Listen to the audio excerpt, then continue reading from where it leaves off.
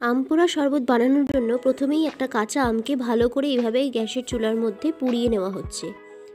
এরপর আমটা যখন ভালো করে পোড়ানো হয়ে যাবে তখন আমটা ঠান্ডা করে নিতে হবে একটু। তারপর খোসাটা ছাড়িয়ে নিয়ে এটাকে কোনো গ্রেটারের সাহায্যে ভালো করে গ্রেট করে আমের পাল্পটা বের করে নিতে হবে। এই কাজটা অবশ্যই আমটা যখন ঠান্ডা হয়ে যাবে তখন করবেন, না হলে হাত পুড়ে যেতে পারে। তো দেখতেই পাচ্ছেন আমটা ভেতর থেকে খুব ভালো করে সেদ্ধ হয়েছে।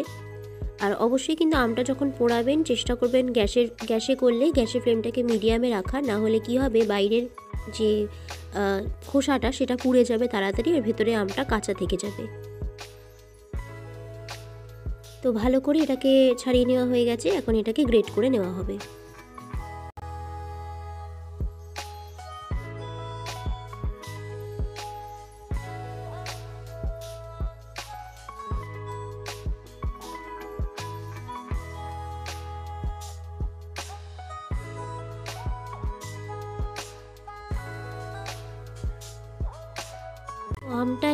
আমটা এখানে ভালো করে গ্রেট করা হয়ে গেছে।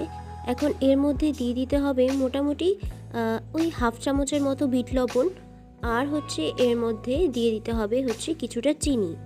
আমের টেস্ট অনুযায়ী চিনি দিতে হবে। এখানে ওই 3-4 চামচের মতো চিনি দেওয়া হয়েছে। আপনারা আপনাদের টেস্ট অনুযায়ী চিনি এবং নুনের পরিমাণটা ঠিকঠাক দিয়ে নেবেন। এরপরে একটা মিক্সার গ্রাইন্ডারের মধ্যে আমি মিক্সারটাকে দিয়ে দিচ্ছি।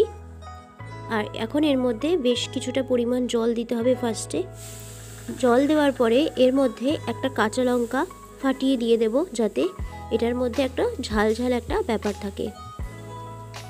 এখন এটার মধ্যে আরেকটু জল দিয়ে এটাকে ভালো করে গ্রাইন্ড করে নেব। এই যে গ্রাইন্ড করা হয়ে গেছে।